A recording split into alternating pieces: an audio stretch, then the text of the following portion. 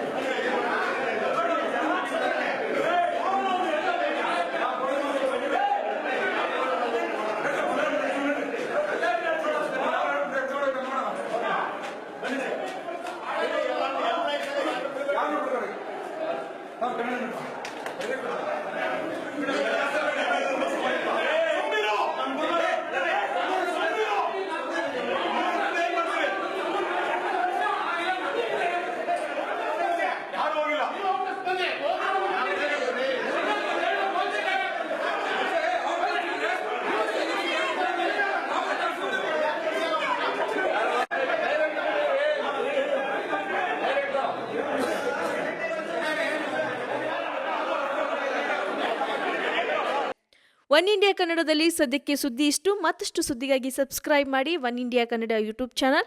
ಹಾಗೆ ಈ ವಿಡಿಯೋ ನಿಮಗೆ ಇಷ್ಟವಾದಲ್ಲಿ ಲೈಕ್ ಮಾಡಿ, ಶೇರ್ ಮಾಡಿ.